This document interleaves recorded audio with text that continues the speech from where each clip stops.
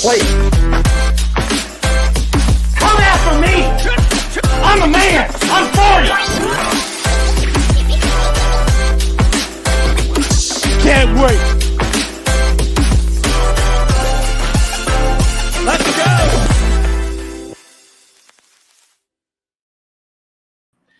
Good evening and welcome. It is Coffee and Kayfabe.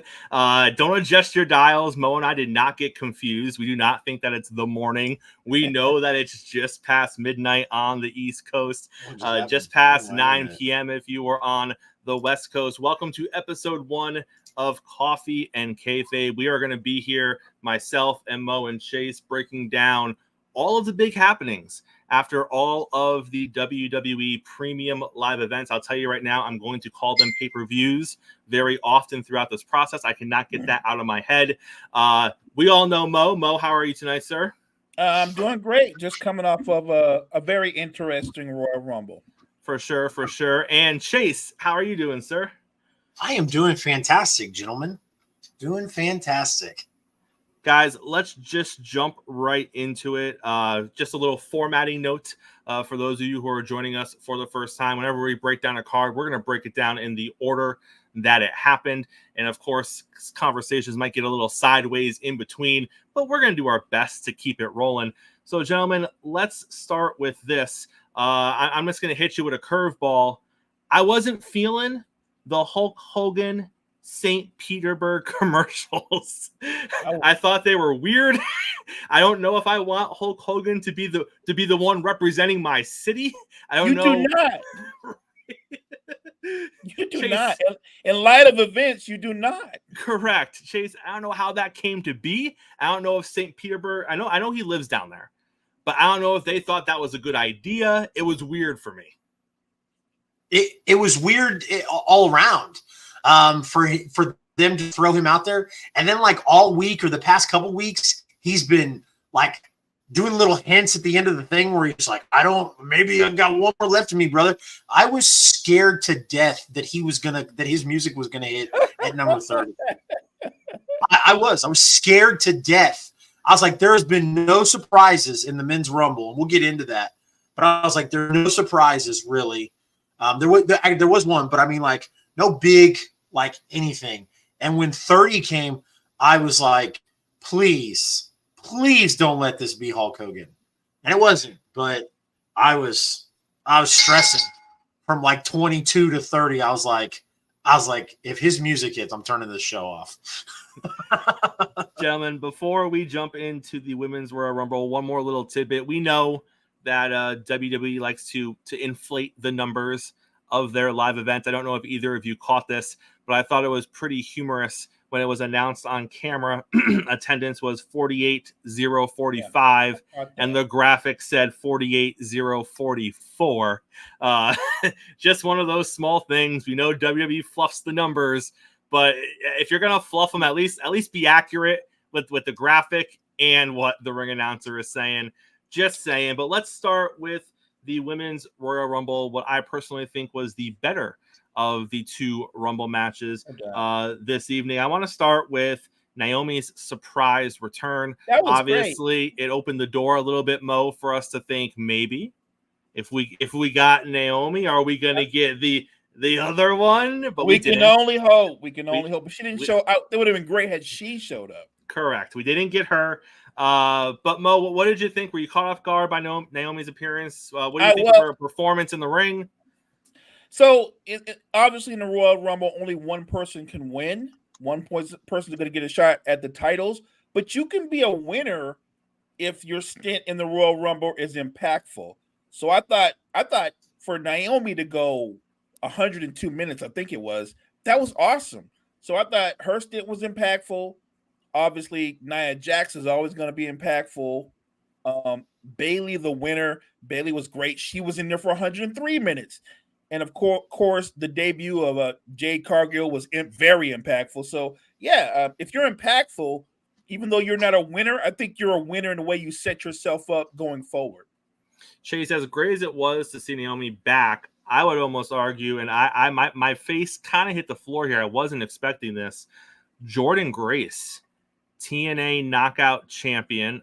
Very much this is an AEW thing, right? We see AEW all the time working with other promotions, bringing in people from other promotions.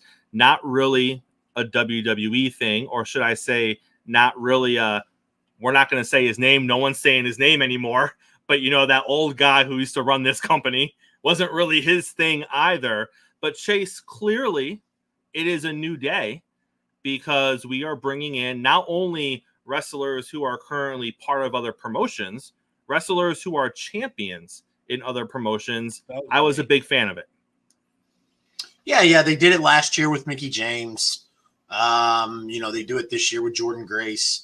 I thought it was a nice little touch, especially Jordynne beat Naomi for the TNA Knockouts champion just last weekend or a couple weekends ago, whatever. And now Jordynne Grace comes in right after Naomi. I thought that was a nice little touch. And what was great is they gave Jordynne Grace the time to showcase herself. They didn't shortcut her. They didn't make her look stupid or look weak. I thought it was awesome. It was one of my favorite parts. For me, gentlemen, one of the most disappointing parts of the Women's Royal Rumble was Maxine Dupree. I wasn't expecting a ton from her when she hit the ring. I also wasn't expecting the botch fest that we saw from her. The first attempt at her spin didn't work. The second attempt, it looked like Bayley was trying to just do the entire move on her own. That didn't work either. She botched something later on before she eventually got eliminated. Mo, does Maxine take your vote for most disappointing woman that you saw in that Rumble, or do you have someone else that you were like, eh? So I was kind of a little down on Becky. I expected more from Becky Lynch, but It's fair. Maxine wasn't disappointing. She was awful. She was really bad.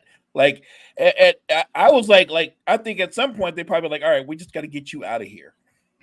Well, Chase, I also so she botches the first move. She goes for the chant, and then she kind of hits the second move and goes for the chant again. And thank God for the announcers who acknowledged that because she got boos. She didn't really get the full chant. Like, she got half the chant, but they were actually booing her. Okay. But then the announcers, bless their hearts, were like, there it is, the chant. And I'm like, not really, guys. Chase, who else disappointed you in the Women's Rumble? Maxine,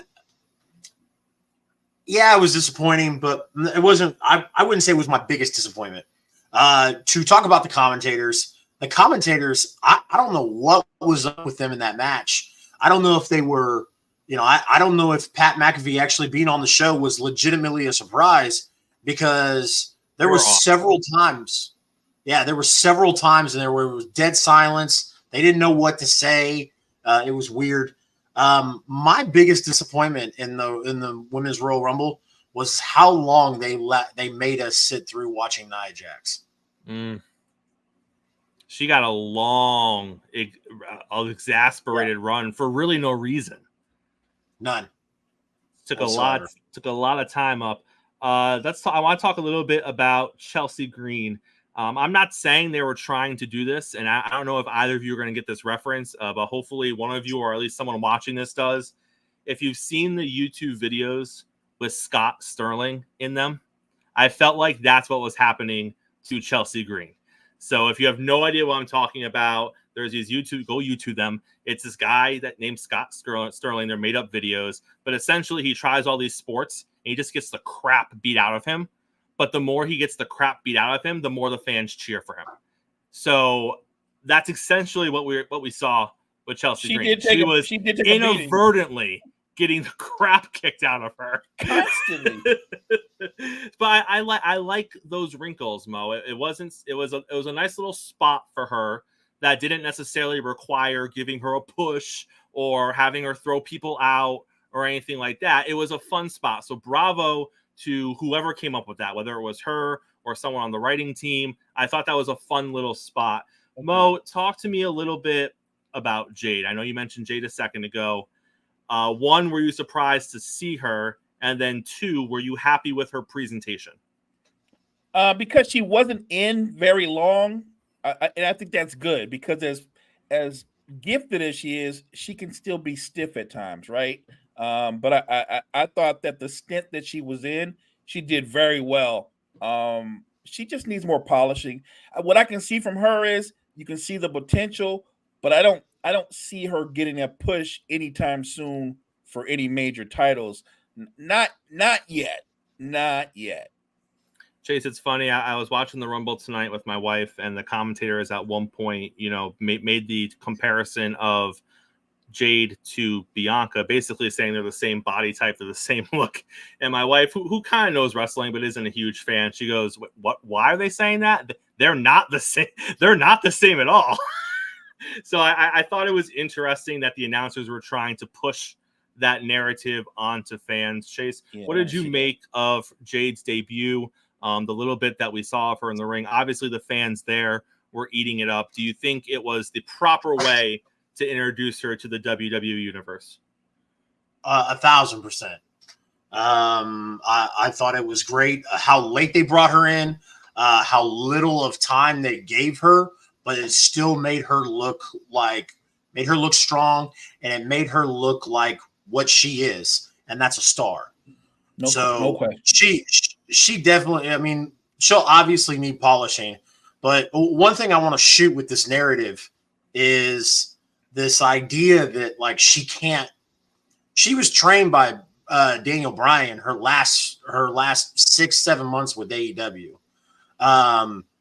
There's women on this roster that would kill for time with Daniel Bryan for 1 month. So this idea that WWE has purposely kept her hidden because she sucks or she's, what crappy in the ring. We've seen the people that WWE put in the ring, Nia Jax, for example, upon others. I'm not going to go down a whole list. But like I said, I thought it was great. They gave her perfect time. We got that's their money-making match, guys. Bianca Belair and Jade Cargill. That's a WrestleMania match next year that's gonna tear the house down, and everybody's gonna eat up. So I loved the way they did it with Jade, and excited to see if she goes back to NXT like we saw. She was kind of doing a little bit, or if she debuts on the main roster sooner rather than later. And gentlemen, let's not forget, Triple H addressed this 2 or 3 months ago when she first signed, and she had that whole thing where like she came out of the car backstage and they shook hands, and he was asked after another PLE, what's going to happen with Jade, and he was very transparent. He said when she's ready, when all the nuances are flushed out, she'll be here. And he said that she has all the talent in the world, as she is right now. And he basically just said that she has a couple little things to work on, and when she's ready, she'll go. And he made it very clear that it's that simple. It's not he kind of shot down the narrative you were talking about, Chase. They're not putting her through 8 months of boot camp because she can't wrestle. It's simply getting her caught up, making sure and he said this himself, she needs to feel comfortable. I want her to be in a good mental space to go and do it. And that's really what a lot of it is making sure that she is in the right space, because as you guys know, if the mental is not there, it doesn't matter where the physical is. So, and I'm glad you brought up the mental part, Chris, because a lot of people didn't know. I mean, nobody knew, obviously, other than WWE, like fans and media didn't know. Her mother was battling with a disease, and she passed away. Mm-hmm. So that, you mentioned the mental part of it. Obviously, that on top of, just fine tuning those things, making sure she's superstar ready. Like I said, I don't think there's going to be an issue of that. Liv Morgan enters number 30. Little disappointed. I was hoping for something more, but at the same time, I think it was well done by WWE, Mo, because it was enough of a return where you were kind of like, but at the same time, you were happy to see Liv, so you didn't sit in the disappointment too long. Right. I'm a big Liv Morgan fan. I think that she has grown leaps and bounds with the opportunities she's been given. So it was great to see her. Obviously, I would have preferred to see another surprise return, even if it wasn't a huge name.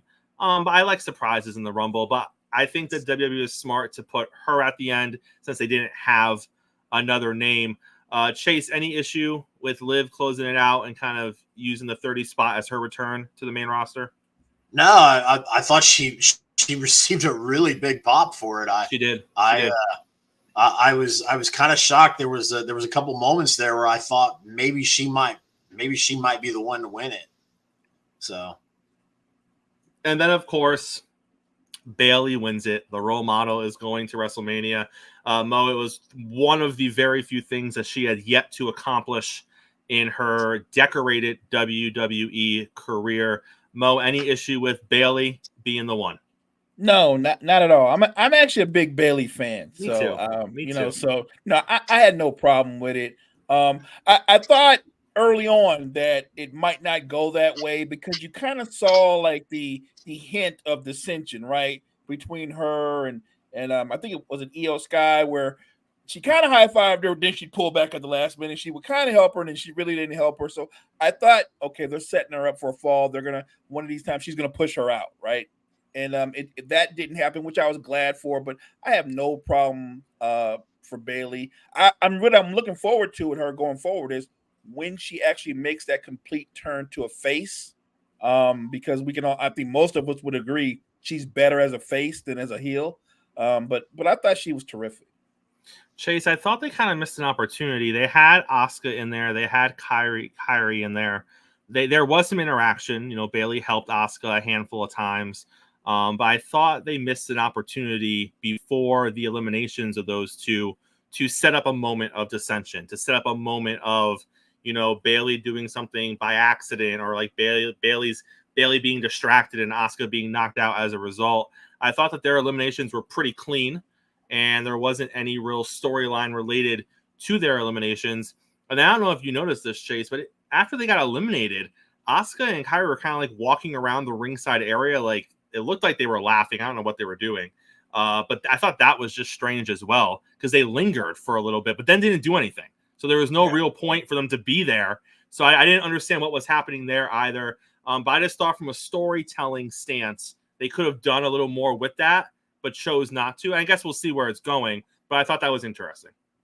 Yeah. It was a little bit confusing, especially like if you paid attention when they very first came out. Bayley was like, "What are you doing in here? Like, this is supposed to be for me to win, not you guys aren't supposed to be in here. This is my opportunity to win gold."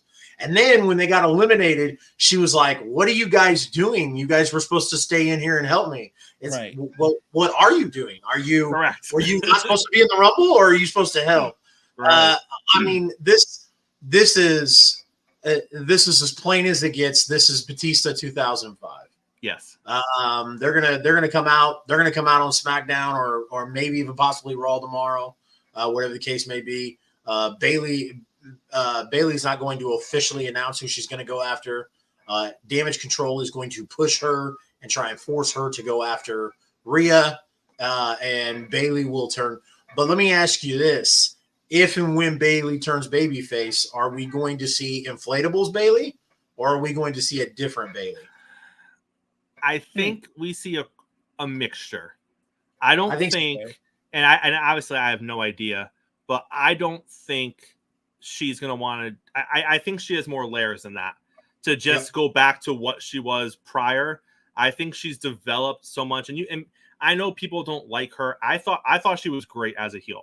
I think there were moments where she didn't have enough to do, and that hurt her as a heel. But when she first made the heel turn and she was doing her thing with Sasha, I thought she was fantastic. Obviously, Damage Control's gotten a little stale, and I think we're all kind of tired of where she's sitting. But I think for her to develop as a heel and then just be like, well, since I'm a face again, I have to be Hugger Bayley. I don't think she does that. So I agree. I think she's hybrid. Evolved. Yep. I think she's evolved from Hugger Bayley. Yeah. Definitely. Now, do I think she's going to have fun with the fans? And at points we might see elements of Hugger Bayley? Sure. But do I think she's going to be ponytail, inflatables? No, I don't think we'll ever see that version of Bayley again until, you know, when she does a Trish or Lita and comes back 4 or 5 years after she retires and she's doing the legend thing. But while she's active and she's in the prime of her career, I don't think we're going to see that. All right, gentlemen. Women's Rumble is in the books. Here's how we do it. When we get to the end of each match, we give a rating, because why the heck not? And because it's Coffee and Kayfabe, because this is the child of the morning show, Coffee and Sports, our ratings are going to be with cups of coffee. So if you loved it and it was the best thing you've ever seen in your life, it's going to be 5 cups of coffee. We always serve the coffee here, so nothing gets zero. Nothing gets 0 cups. We're not those people. But the ratings will always be between a cup of coffee and 5 cups of coffee. Gentlemen, I'll start it off. I was really at about 2. Before 2.5. Before we start this cup of coffee thing, I wanna establish something. Good, you establish. So 5 cups of coffee. That's a lot of coffee. It is. I also love the fact that we're doing Coffee and Kayfabe at night. It's 11:20 at my time. I'm Central, but I love it. Because I'll drink coffee no matter the time of the day. But I just want to establish something. The way I want to do my cups of coffee, you will never see me give something 5 cups of coffee. Neither will me. Perfect. Exactly. It's perfect. I mean, we might as well stop the show and not do it. 100%. I just wanted to establish that before we go further. So, gentlemen, I was about 2.5 cups for the majority of it. But for me, I really like Bailey, and because it went to Bailey, I bumped it a little bit, and I'm going to settle at 3 cups of coffee. I thought there were some lulls in it. I thought that at points the commentary hurt the match, but I was also a big fan of the couple of surprises that we saw in there. And I think the pacing, obviously, when you compare it to the men's match later on, I think it makes the women's match look that much better, because I think the pacing was better in the women's match. So I'm going to settle on 3 cups of coffee for the women. Mo, where are you at, sir? I'm at a 3 too. I like the little bit of surprises. And you're right. The pace of the match was so much better than the men's. I just thought that it was good. There was a lull, but I thought that it picked back up in the end. And because I too am a big Bailey fan, it wasn't the best, but I gave it a 3. I was at a 3. Chase? I was at 3 cups of coffee. 3 cups in the big time. That's where I was at, guys. That's crazy. 3 all the way across the board. I like it. I like it as well, gentlemen. Fatal 4-way match was next. I will tell you right now, I am not a Peacock Premium Plus holder, whatever the hell that means. So I never get to see the video packages anymore. And part of it upsets me, because I love a good WWE video package. Right. So when Michael Cole's like, if you're a Peacock Premium holder, you can now see how the match happened. And I'm sitting here like, damn, I haven't really watched Raw and SmackDown the last couple of weeks. Hope I didn't miss anything major going into the match. But I digress. I want to start with this. I don't like him. But God, Mo, LA Knight is over. He is so over. All right, so this and Chase might disagree. I think you and I established how we felt about him with our friend Key, who, by the way, Key loves this guy. I mean, she loves him. I feel like when he's out there, it's somebody scratching a chalkboard. I can't stand that guy. There's something about him, and I know she tried to explain it to me that he's a combination of The Rock and Stone Cold, and I'm like, to me, he's more like a bad combination of Stone Cold and Macho Man, and it annoys me. I can't stand that. I can't take it. I don't think he's a bad performer, but there's something about me that, you know how some performers just have that it factor. You get it. You understand where they are. I don't see it. I don't know why I feel like the fans that are in love with him, they have to be being paid. I don't understand it at all. Chase, I have no idea where you stand on this. Are you an LA Knight guy? I mean, I'm not like a huge fan. And part of the reason I'm not a huge fan is just because, unfortunately, and we'll talk about this as we talk about the match. There is one main top guy in WWE, and no matter how much the WWE universe wants LA Knight to be the top guy, he can't. but no, I like him, and I think he should have won Money in the Bank. I think that he should definitely be featured a lot more once they get that title off of Roman. I thought it was a bad idea to stick him on SmackDown, because if you have somebody with as much momentum as he does, why would you put him on SmackDown? Because you know he's not going to go anywhere. Yeah, he's going to hit that ceiling like every time. It's like this match we're about to talk about. I don't really care to talk about this match, guys. I mean, it was a good, decent match, but it wasn't good, but it wasn't you have him defend the title on this show. Everybody knew what was going to happen. This is a waste of time, Chris. Let's speed this up, dude. And Chris, the build up is Reigns only has a quarter of a chance to defend his belt, but really you're looking at it. Reigns is sitting there like, actually, I'm good, because you three fools are going to be stopping and helping me out, right? Because you're not wanting each other to win, so it's almost like you're my teammates. Like, we're good. Like, you knew where this was going to go. I enjoyed it, but at no point did I think, man, this is going to be the night. Like, no, I don't think anybody sane thought that. Yeah, let's be honest, guys. We know going into a Reigns match, the question is, how does he retain? Right? And that's kind of where you're at. You're looking at it is it going to be clean? Who's going to interfere on his behalf? Am I really going to fall for the false finish? And they got me on the Orton one. I think something funky happened with the timing with the LA Knight false finish, because it wasn't where AJ kind of fell on and broke it up. I think that happened a little quicker than it should have, timing wise, because there wasn't really a moment there where you thought. It just happened really quick. The Orton one, I had a little because you couldn't see the pullout happen, and you heard the two, and Roman wasn't moving, so your brain's like trying to catch up and process everything really quick, and you're just like, wait a minute, Roman's not moving, and then you see the ref pull out. Solo, right? Yes. So that was well done. But Chase, to your point, we knew where it was going to go. We knew he was going to retain. We know what the future plans are for Roman Reigns. I did want to say this, though, and I thought this was really well done during the match. I like the fact that Michael Cole addressed the Roman Reigns haters. And I know it's a little thing, but Michael Cole in the match was basically, he goes, and people say he doesn't defend his belt a lot. And he goes, and that might be the case, but just beat him then. If you have an issue with it, and I get it, I get that it's a kayfabe thing, because they can't just beat him. I get that, but I like the fact that they're allowing that narrative to be spoken about, and they're not running from it and hiding from it, because Chase, they very easily could. It's their product. They don't have to acknowledge the fact that people are saying that Roman is less of a champion because he doesn't defend the belt as much as Hulk Hogan did. I like that they're open to letting that be a part of the narrative. It's a small thing, but I like that.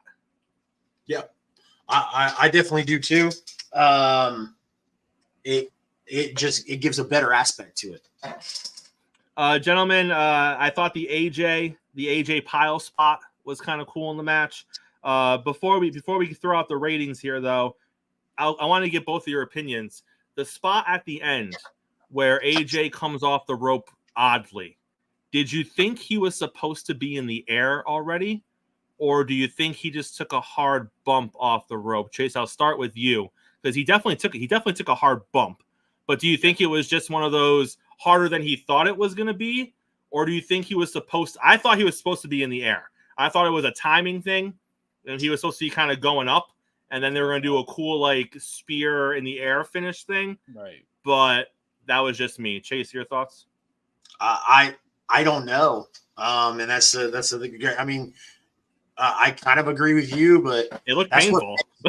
That's what makes AJ Styles so phenomenal. No pun intended, but you don't know. We have no idea. It looked like, if you watch it, it looks like he was supposed to take that bump, but how often does that happen, right? They're usually in air when those things happen, but it just looked like he was supposed to take it. AJ Styles tonight, he is soaking in ice, in an ice tub, man, because They all took a beating, but he took a beating on even a basic move that didn't look like one I've ever seen.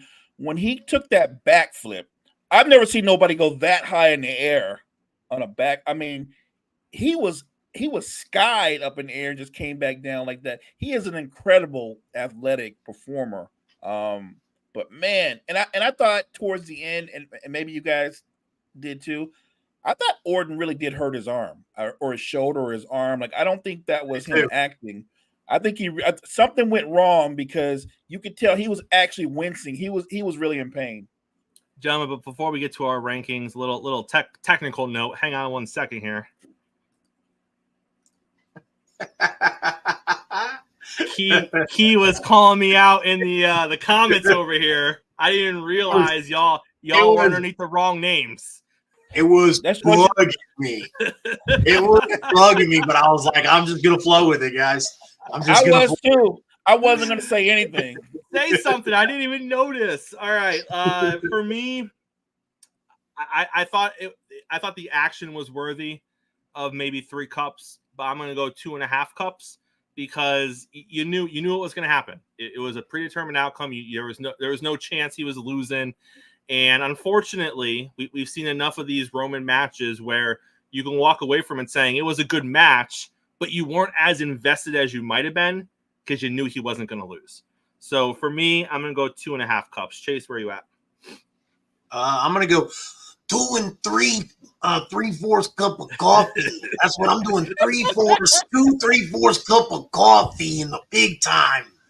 So I'll be the generous scorer. I'm not at a 3. I'll go 2.8. I thought it was done. I thought the action was good, even though we all knew it was anticlimactic. I really enjoyed a lot of the false finishes, and I love that everybody got to get their finishers off. So good performance, but it didn't have the drama, like Chris said. So you're not really invested in it because you knew he was going to walk out with the belt.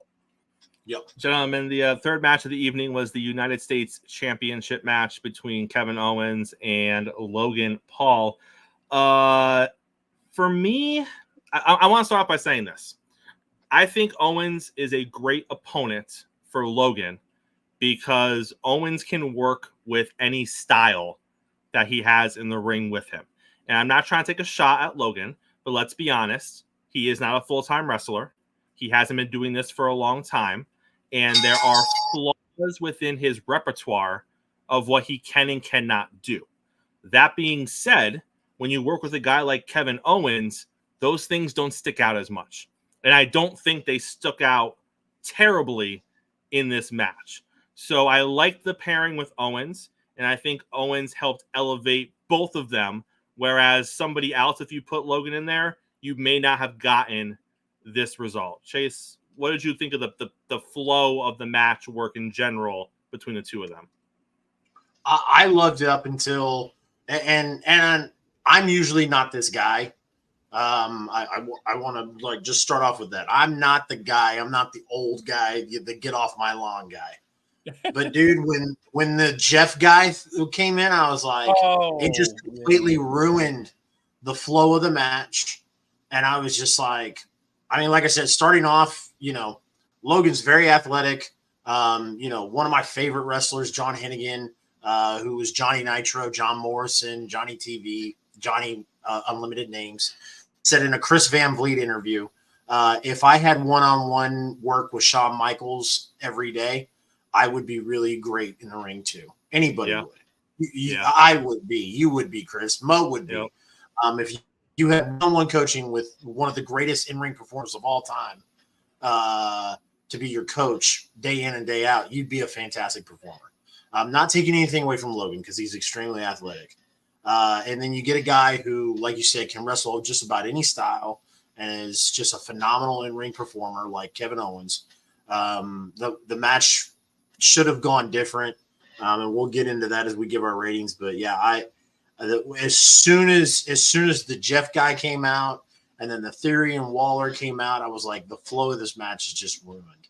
This match should have been right after the Women's Rumble match. I thought this was I was not a fan.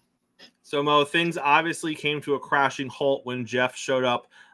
Story-wise, I thought the story was appropriate. I liked the sell by the announce team. Michael Cole is outraged. McAfee's like, that's Jeff. It's Jeff. It's Jeff. Right. And like Jeff's trying to talk to McAfee like, you know me. And Michael Cole's like, you know him? And McAfee's like, I don't know him. I saw him on YouTube. Like, I liked that whole element of it. It made sense for the other two to show up because they've been kind of running a little bit with Logan Paul. So that made sense. It made sense for the Knucks to get into the match in a different way because you're leaning into the fact, Mo, that this is how Logan's going to win matches.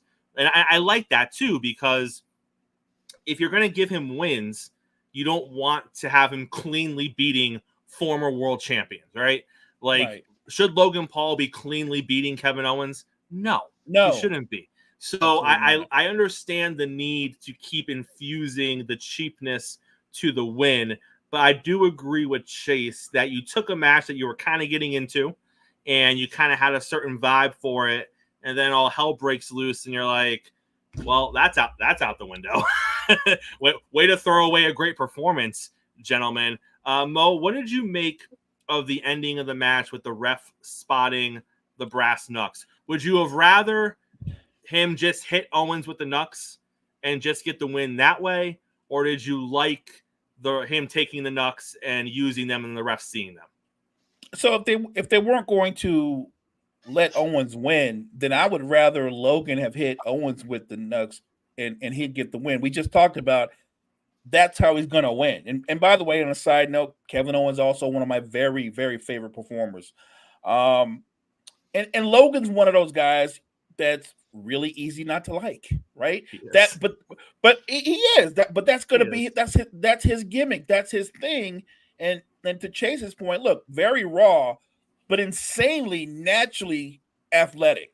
Like, my guess is if he wanted to, the guy could probably dunk a basketball with ease. Like, he's got hops, he's got springs. The whole thing with Jeff, I get it for the storyline, but it did break a rhythm in the match. The match was just hitting a zone, and it had been a physical match, and they were going back and forth, and then you get that kind of stuff. I just thought it kind of broke up the rhythm of the match. But overall, I actually enjoyed that match more than the Fatal 4-Way. Chase, what did you think? I literally laughed out loud for this. McAfee had a little zinger at the end of that match about the ref having 20/20 vision and seeing the knucks. I thought that was hilarious to throw in at the end. Obviously, we joke all the time. Referees don't see anything. They miss absolutely everything. Right. But not this guy, Chase. Right. Not this guy. He saw the knucks on the hand, which adds to the ridiculousness of how that match ended. Because what are the odds? What are the odds that he's counting the 3 count and he sees the knucks on Owens' hands? Right. We'll start with you for the rating, Chase. I can tell by the facial expression. You're not happy. You're not going to be generous here. How many cups of coffee?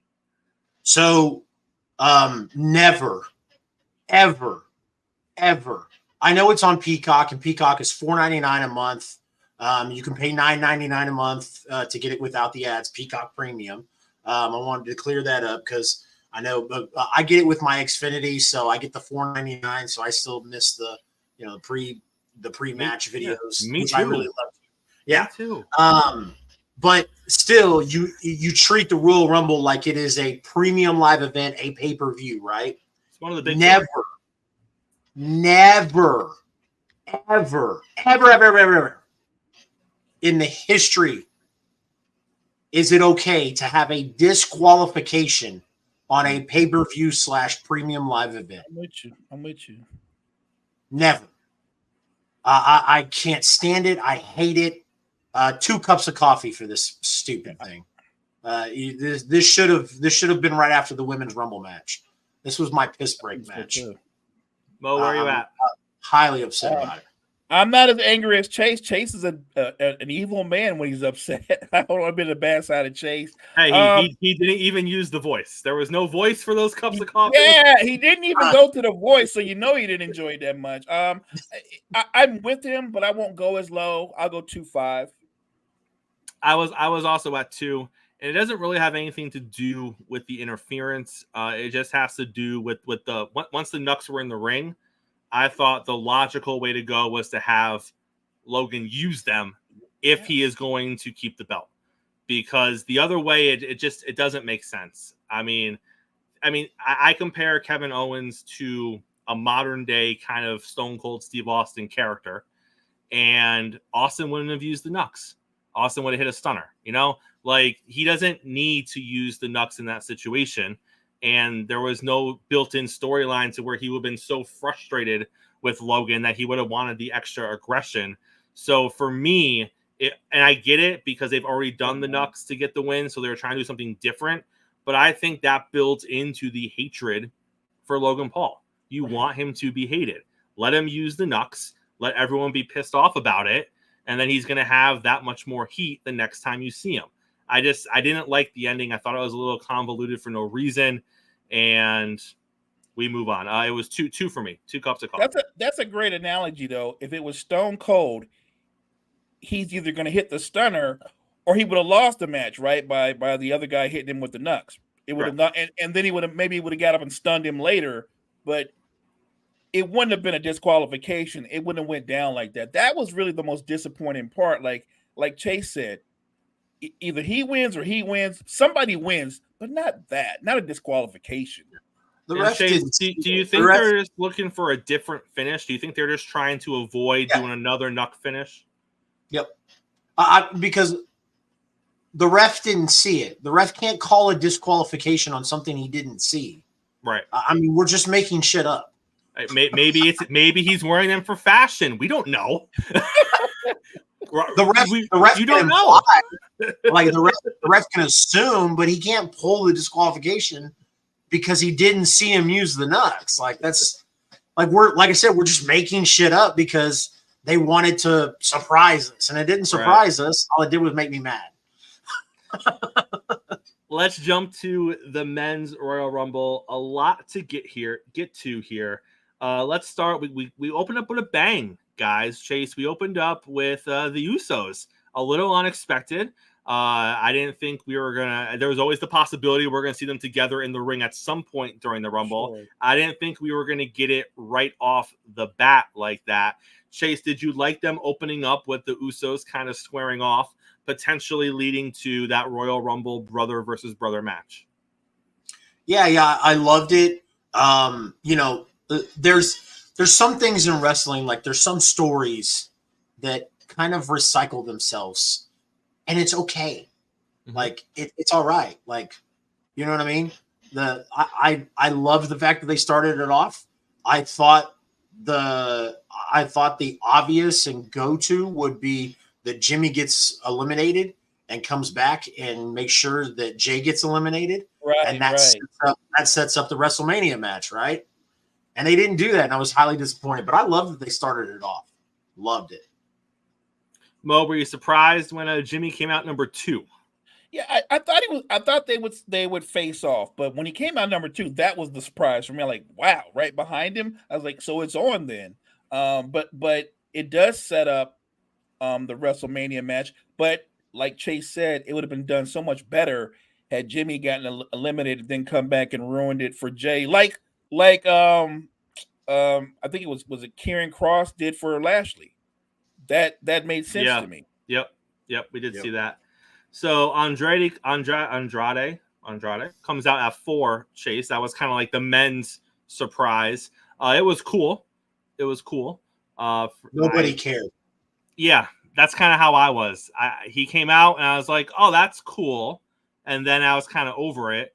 And then he was still in the match like 20 minutes later. And I was like, why is he still here? No, and this is one of those things where like I was very shocked that Andrade came back to WWE because like granted they didn't use him, but he was very valued in AEW by the fans and whatnot. Yeah. And his music hit and he came out. And like I said, if you listen to that crowd, nobody gave a rat's ass that he showed up at all. No, not at all. And I kind of felt bad for the guy because I was like, man, this is your big epic return, and nobody cares. Nobody. Except for the announcing team, they were excited. They were. Yeah. Yeah. The announcers were jazzed about it. Yeah. Mo, I don't know where your fashion taste is at, sir, but I'll tell you, I was a big fan of Dirty Dom's purple cowskin boots. I thought Dom was shining, man. Like, look at Dom. Look. If you're gonna come out and you want to shine like that, you got to rock boots like that. Like Dom was coming out for business, so I was good with that. Good for Dom because he can pretty much wear anything and everything, and his reaction from the crowd will always be the same. So good for Dom. Like I said, I watched the Rumble tonight with my wife, and she knows like some of the bigger names. She doesn't really know Dom, and like halfway through, she goes, Dirty Dom is such a great name for him. He's disgusting. Why you not do Dom like that? She said he's disgusting. Poor guy. He's like 20. He's a young kid. Why you gotta do him like that, Chase? That's crazy. I had a 4-hour trip yesterday to St. Louis for a wrestling event, and one of the guys that I rode with was a promoter of one of the local indie promotions around here, and he told me, he's like, I don't watch mainstream. I haven't watched mainstream in a long time, and I was like, yeah, no. And he was like, I watched NXT, and I saw Dominic, who I guess is Ray's son, and I was like, yeah, same Dominic from the SummerSlam 2005 ladder match with him. And he goes, I hate him. He is stupid and he sucks, and it was just awful. And I was like, man, I don't think he's that bad. I kind of like him, and I kind of like how he's able to draw. I mean, he could do anything. Yeah. He could save drowning puppies, and people would still be like, he's an idiot. He sucks. Right. You get it. I love the reaction Dom gets. I do. I can't help it.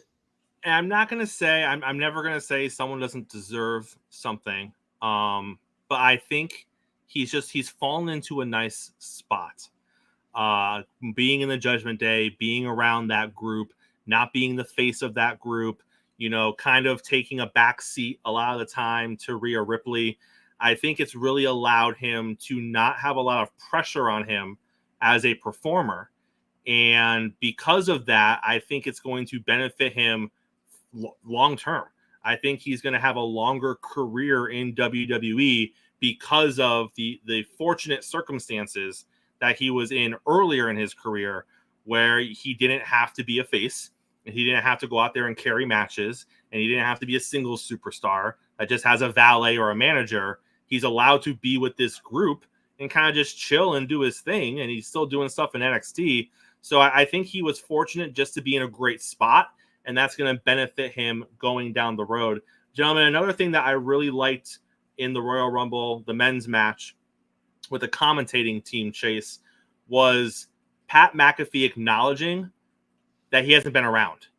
So when he says things like, is JD in the Judgment Day? I don't really know I don't know what's happening. He was talking about Karrion Kross and his dudes, like, well, why are they with him? Like, it's a little thing, but storytelling wise, I hated back in the day when you would see like the King, who's not normally on a pay-per-view, fill in for a pay-per-view, and he just knew everything, right? Like, he clearly did his homework, he prepared for this, like, he just knew stuff. Or when, that was a terrible example, King didn't write notes. When JR would fill in, if he wasn't supposed to be there, he would just know everything, right? Like, that doesn't make sense. You haven't been here in forever. Why would you just know everything in this world? So I like when Pat comes in and he's like, "Oh, they're still here. They're still okay. All right, cool." Like, it adds an element to it. I didn't like that. Okay, because fair enough. Even though you're away, why would you not watch the product? Because he's busy. He's hanging out with Aaron Rodgers. Don't forget, he's hanging out with the Jets quarterback. Yeah, he's got money to make. He's got things to do, Chase. You can't watch wrestling 3 times a week. Oh, that's fair. That's fair. I mean, that's like 9 hours of wrestling. So I get it. Right. Come on now. I feel pathetic because I watch like 30 hours of wrestling a week. man, my man. Chase, I got two questions for you. Since I asked Mo a fashion question, I'm going to ask you a fashion question. Are you for or against Kofi in shorts? I don't know what that was, man. I didn't like it. He looked like he was wearing boxers almost. Like I think that's what it was supposed to be. Like it was supposed to be like the silky boxers. Yeah. Yes. Yo, I'm with Chase 100%. I thought he came out in almost like cut off pajamas. I didn't like that. I wasn't. I felt like they yelled at him like, "Kofi, you're on tonight." Like he didn't know, and he just went out. That was really. I wasn't feeling it. Like if that was the fashion choice he was gonna go with, then bro, he should have came out in white socks. Yeah. No doubt. All he was missing was the big heart of chocolate candies. It would have completed. Yeah. That's right. He should have came out with a box of chocolates and white socks. And you have been like, "Oh, I see what you're doing. It makes sense now." Chase, were you disappointed that there wasn't a Kofi Rumble magic moment? Nah. No. It's overplayed. Circling back, there almost was one in the women's match. We didn't even talk about this with Kyrie. She did that really cool thing where she was on the outside trying to hold it up. She fell, obviously. Yeah. But that I think that was the only really cool almost elimination, try to get back in kind of thing that we saw tonight. So yeah, it is what it is. Let's talk a little bit about Piper Niven catching Chelsea Green was like the only other one I could think of. Yeah. That was good. Did we like Mo? Did you like what we did with R-Truth tonight? R-Truth had an eventful evening. So I think some people don't like it, but I enjoy him. He's kind of just like a great comic relief. And look, I even like the part where at one point Priest he was so mad at him. As soon as he saw him, he couldn't wait to get his hands on him and get him. I mean, and I was okay with that too, because if it's going to play out somewhat realistically, of course Priest is sick of this guy. So I have no problem. I enjoy R-Truth. It's funny. I enjoy him now in these little stints. I think I enjoy him now more than when he was at his peak as a wrestler. He was always kind of funny, but I think that they give you this little comic relief with him because let's face it, at this point in his career, it's not like he's going to be in any main events or anything like that. So great for him that they found a spot for him, and his personality makes it work. And Chase, I mean, he sells whatever he needs to do. He got the pop when he came out for the women's match, and he was like, "Wait, these aren't the men." Did you see the part where he said, "Are you sure these are not?" Yes. And then Chase, he gets the pop when he comes down. He's trying to get the hot tag with Dominic, and then Dominic gives him the hot tag. Right. Like, he sells it. Whatever he needs to do, he always gets the appropriate reaction out of it, which is valuable for any wrestling promotion, right? Yeah, absolutely. When I was younger and I was a wrestling prude, I was always like, God, I just wish that they would do something with, Ron the Truth Killings, who was one of the youngest NWA champions and one of the very few African-American NWA champions, and WWE's turned him into a comedy gimmick. Now, being more mature, you think at age 50, R-Truth wants to be wrestling, guys like Roman Reigns and Brock Lesnar and stuff like that. Right. He's obviously having a ton of fun. He looks like he could, though, Chase. Absolutely. He's still ripped. He's still ripped. Yeah, absolutely he could. But he's having a blast and he's super entertaining and stuff like that. So I love it. I was not expecting this. I didn't know he was still with the company. But hey, Omos was here tonight, guys. We got a little Omos. I have to say, I spent most of the match trying to figure out what the design was on his shirt. I'm convinced it was a train tunnel. And then I was trying to figure out why it was a train tunnel. And that's basically where my whole Omos journey was, because Chase, he is literally a waste of space. I don't know why he's still here.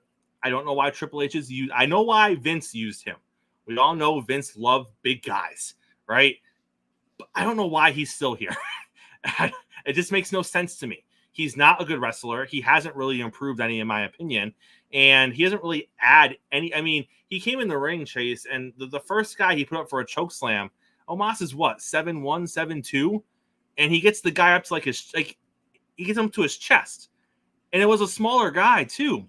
Like, if you can't even deliver a cool-looking choke slam at 7'2", what's the point? At least with Great Khali, when he's standing still, he could pick you up and put you down, and it looked like it hurt. Omos even struggles to do that. So, Chase, why is the man still here? I'll be completely honest with you. He wasn't supposed to be here tonight. Okay. That was Brock Lesnar's spot.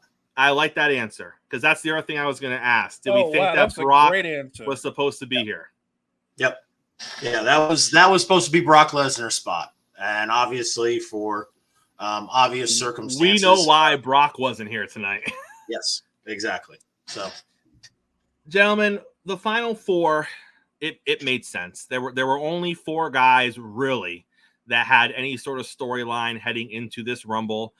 You could rank who had the better storylines, but the four guys that had a legitimate on-air storyline to win the Royal Rumble were the four guys that we ended up with. Mo, I liked that we ended up with them because it still kind of kept you wondering, how is it going to end? Because we saw the reports earlier in the week that Gunther was going to win the Rumble and Cody and CM Punk were going to have their own match at WrestleMania. A couple of weeks ago, you saw a report that they were toying with the idea of doing something with McIntyre. So right. you end up with those four, and you're like, oh, I've been sitting here for an hour, and I know no more now than I did an hour ago, and I'm okay with that because it keeps you invested in the end. Mo, were you cool with it being that route? Absolutely. Totally enjoyed that. And they still kind of kept me on edge. There's a moment in the match late where Cody hits the cutter on CM Punk. But instead of doing something, he kind of hits the cutter and he turns around and goes, yeah, to the crowd. And he's kind of in that moment. And I felt like when he did that, in my head, I thought, Cody's losing. He's going to lose. You can't give Punk that kind of time to get his head together. And they had a lot of false finishes. And I really didn't know which one of them was going to win. I totally enjoyed the match. And like you said, the Final Four as a whole with Drew and Gunther, loved it all. Loved it all. I'm fine with that. Chase, for me, the final two, I thought it dragged a little bit. I very much, if any of you have ever played the Royal Rumble match in the WWE video games, sometimes when you get to the final two, it just takes a little bit of time to get the other person out of the ring. So there's a lot of like, you almost go over, then you roll back in, and then we hit some finishers, and then you almost go over. And like it takes a little longer than it should. And I felt like we were kind of watching the real video game in real life. They almost went over. I mean, there was a point where like Punk threw Cody over and he just kind of rolled back in, and Punk just put his head down. And I'm like, why? Are you sad about it? Like, why? Do something. Like, don't just let him roll back in. But aside from it going a little bit long, did you like that they gave a little time at the end, Chase, as opposed to being a quick finish after Gunther was taken out?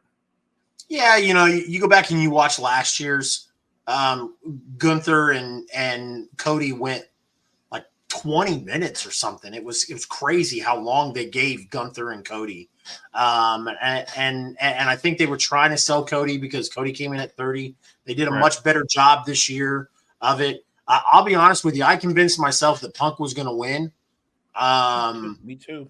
I convinced myself probably halfway through the Rumble. I was like, Punk's winning this. So I was waiting for it, just like you were, Mo. Like there was a bunch of false finishes where I was like, yep, Cody's gonna in. This is gonna be a hard knocks, or the hard times story, but with Cody, right. And but it didn't have. Like I said, I enjoyed it.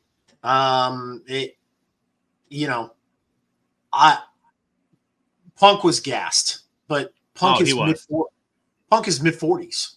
Right. I mean, it's going to happen. he's still very good. He's still CM Punk, but he is not in his 20s and his 30s anymore. He can't go for 30 minutes. We saw that tonight. I love how he said it. I didn't wait 10 years to come back and lose the Dusty's kid. I was like, wow. Yeah.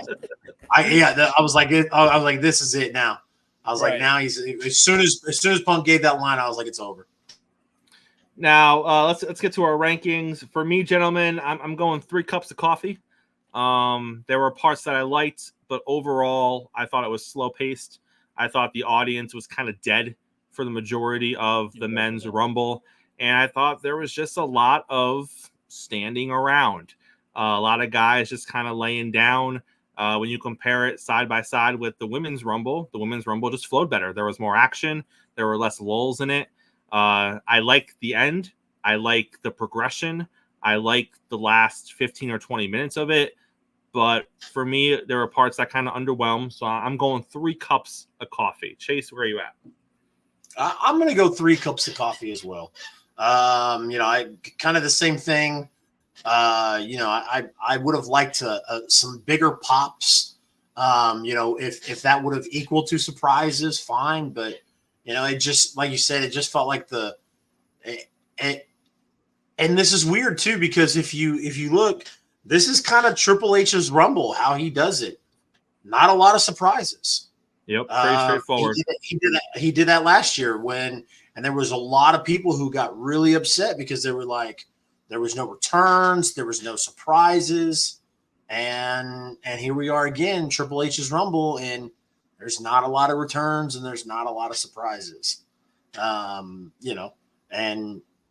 I still think the match was decent, but because it lacked that big moment, I'm going to stick with 3. Mo, where are you at, sir? I think we're solid 3 for 3. It was a good match. I was entertained. Chase brought up a great point. I never felt there was a big moment. And I would have liked something like that. Look, especially if it's going to be a pay-per-view. I'm just saying. Entertaining match. Love the Final 4. It seemed like it went a little long, but I get it. Again, I'm 3. I'm 3 cups. Gentlemen, I think we might have the same answer here for match of the night. I'm going to go Women's Royal Rumble. I could be wrong with where you guys are leaning. I know where Chase is not leaning, but my match of the he didn't do the voice. We already know he didn't do the voice. My match of the night was the Women's Royal Rumble. Chase, what do you got? Women's Royal Rumble. Three like I said, it was just, it flowed great. I mean, there was some shocking stuff to it. It was very well done. Very well done. And then for performer of the night, I'm going to go with Jade. And the reason I'm going to go with Jade is if you look at the crowd reactions throughout the evening, I think that she elicited the biggest reactions. And I look at other people, and again, let's be honest, a lot of being in the Rumble for an hour is you laying on the mat. I get it. They hype it up as a really, endurance type of thing, but we know that a lot of you being in the Royal Rumble is you kind of laying around and kind of fighting off. And I get it. So I'm going to go with Jade. I think that she made the most of her time, and I think that the audience ate it up. So that's where I'm at. Chase? I'm going to go with Jeff in the white shirt. I know. No. Don't get him started. Don't get him started. I don't know who Jeff is. Don't. It makes no sense to me. He's on YouTube. I don't care. I'm gonna go with AJ Styles. I mean, I kind of overlooked the performer of the night kind of thing. But you can't ever go wrong with picking AJ Styles for performer of the night. So I agree. That's a solid pick. I thought AJ Styles was terrific. I'm gonna go with Jade because, to go back to our earlier conversation, I think they put her in the right role in the right amount of time, and in that short amount of time, she gave you that star power, that oh my goodness, like my thing about Rumbles is if you're gonna have a big, powerful person in the ring, they need to be moving, they need to be impactful, and not overstay their welcome. And I thought Nia Jax overstayed her welcome. So when Jade picked her up and threw her over, they were pumped by the feat, but they're also like, thank God she got rid of her. Yep. No, 100%. Gentlemen, I like hanging out with you guys. We should probably do this more often. I think we have another PLE coming up sometime in the near future next month. So I think we should get together again after that. I think it's going to be at a weird time though, so I don't know if. Oh, that's true. That one's in Australia, right? Yes. Yeah, so it might be at like 4 o'clock in the morning or something. We'll figure that one out. That one out. I like before we close out, I want to ask you guys. Yeah. So going forward, there was so much talk of, there was even those false reports that Triple H had informed Cody that he wouldn't be finishing his story this year. Mm-hmm. Because a certain megastar had hinted at possibly a Roman Reigns match. Does that match still happen now? I think WWE is covering their bases. I think they're setting up so if anything funky happens with The Rock, it doesn't hurt anything to where people are like, oh, they changed this because of that. So I don't know what it looks like over the next few weeks. And we may end up with a triple threat. Who knows? But I think that they're setting it up so that if The Rock can't do it, or if they decide they don't want The Rock to do it or whatever, they have Cody in a position to where he can finish the story, and it makes sense storyline-wise because he won the Rumble. Now, Chase, I'm going to throw it back at you. Let's say The Rock is on board, and they're going to go forward with that match. What would you do with Cody? Because I feel like you can't put Cody in that match, right? I'm so glad you asked. So how do you, if Cody finishes the story this year, how do you do it? How do you take the title off of your main top guy who has been your unbeatable force for the past 4 years? Mm-hmm. Simple. Because The Rock is not going to fight Roman The Rock is not going to win the title from Roman. Right. Rock has publicly said, like, when the time is right, I will put my cousin over. That's what he said. This is how he does it. Night one, you have The Rock face Roman Reigns. And Roman gets taken to his limit by one of the biggest WWE superstars of all time. But Roman still somehow finds a way to come out on top. And then the next night, night two, because WrestleMania is 2 nights, and this is why it's perfect, Cody gets to face Roman, and Cody beats him. And what you've done with that is you haven't hurt Roman. Roman can take some time off after he drops the title to Cody. He can come back, and he could still be the big bad Roman Reigns because you haven't hurt him. I mean, literally. I actually like that. And Cody gets to finish the story. Because the only other thing I would say is if Solo and Paul don't leave Roman all by himself, then what is the difference between this year and last year? Are we supposed to, what has changed with Cody and Roman's match? I mean, if Solo can just wear a black hoodie and come out and Samoan spike people like he did last year and like he did tonight, right, then why? Then unless Solo turns on Roman sometime between now and WrestleMania, what's the difference? You've got to if Cody just goes in and challenges Roman and beats him, then I'm going to go, well, this is weird. Why didn't you do it last year? And everybody keeps talking about these records, right? I don't think these records matter. I think they matter to social media, and I think they matter to us, the fans. But in reality, to WWE, they don't matter. When you're, WWE when you're is not 3.5 years into a title reign, it's not about the number of days you were a champion at that point. It's about ending the story the correct way. Yeah. And I think Triple H gets that. Absolutely. And if like this whole thing of, oh, they're gonna have him surpass Hogan's record. Well, they obviously don't have that big problem with Hogan because Hogan's face has been all over WWE lately. I've seen him more in the past 3 weeks than I've seen him in the past 5 years. For no reason. For no reason at all. Only because they're in Florida. It's weird. Right. And so acting like Roman has to beat Hogan's record is just weird to me. And then also, if he's gonna beat Hogan's record, why stop at Hogan? Well, that was my thing, Chase. Hogan's not number one. It's that's what I mean. What's so big about getting to Hogan? He would then be third and not fourth. So Right. if it's the number you want, then you want him to be one, which is quite far off. So, It's another 1,600 days. Right. Is this now? Chase, correct me if I'm wrong. Did San Martino hold the belt for 7 years?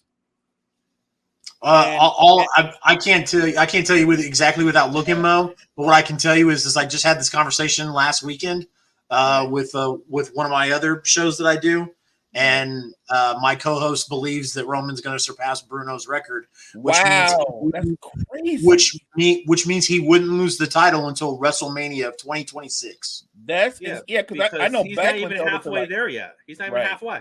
That's crazy. Yeah. He would like your idea. He believes he was like, notice how Gunther, he thinks that WWE is trying to reset all the records.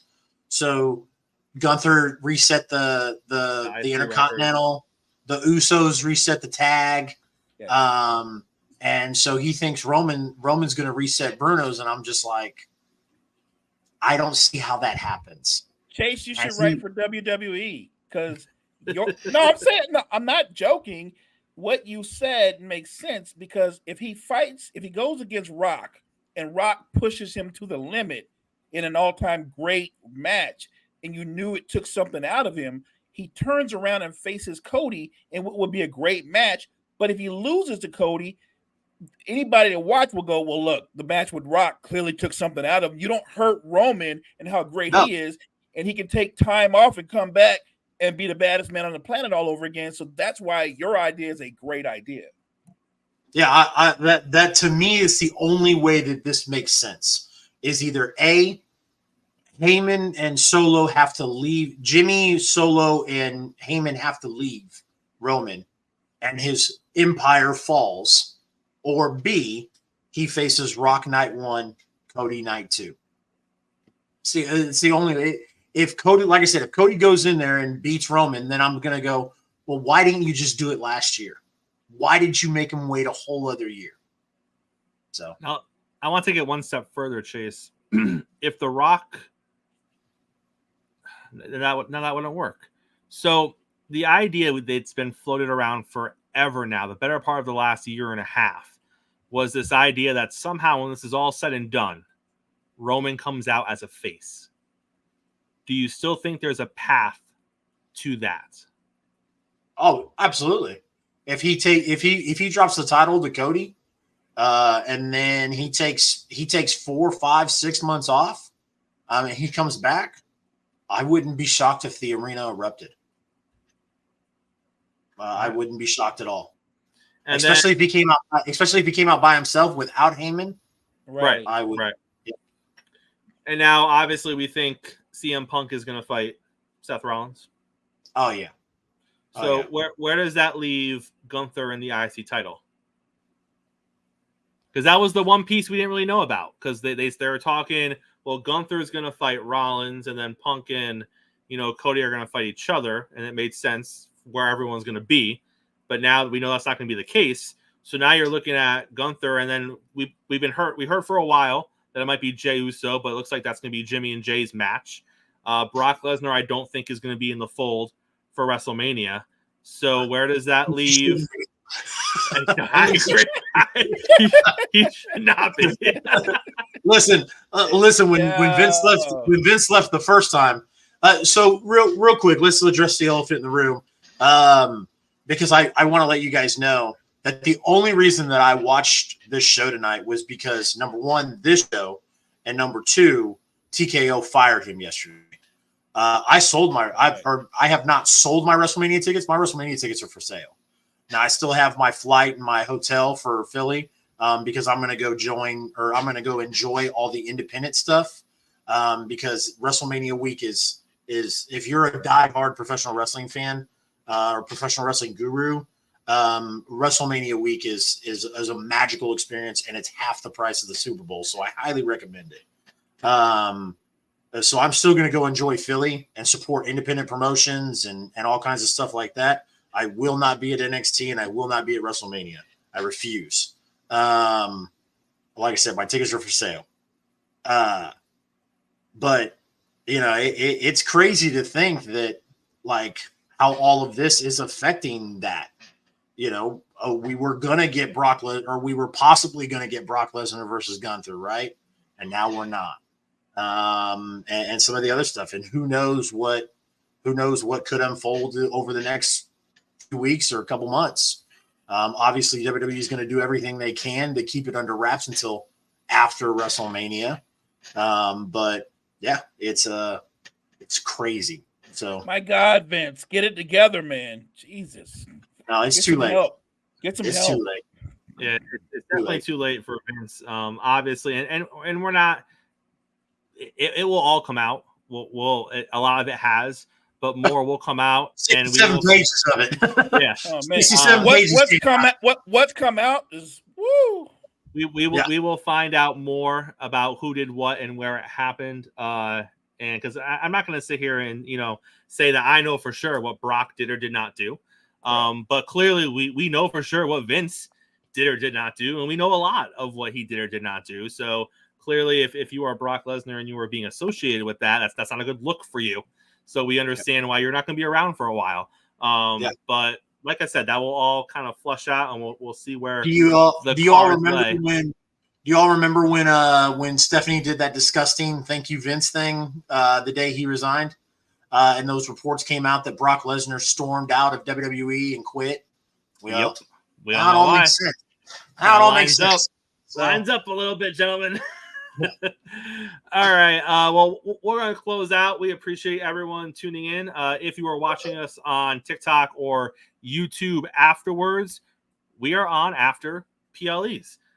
Keep track of the TikTok. I will post on there when we're going to be on next. The Australia thing's throwing us off a little bit, so we'll figure out what that show is going to look like. But when the shows are in the U.S., we will always be on after the U.S. shows. But WWE likes to do these foreign shows now, so it throws off our timing a little bit. But on behalf of myself and Chase and Mo, we appreciate you being here. Chase, close us out, sir. Absolutely. Ladies and gentlemen, my name is Chase. I go by CR Media online. This is my friend Mo Better 3000 and my other friend Chris. Coffee and Kayfabe is the show. You can find both Chris and Mo on every morning on the weekdays for Coffee and Sports. It's one of the best shows on the internet. So don't miss it. Give Sports Empire Network a follow. And ladies and gentlemen, have a fantastic night. What are we talking about? You play to win the game. You don't play to just play.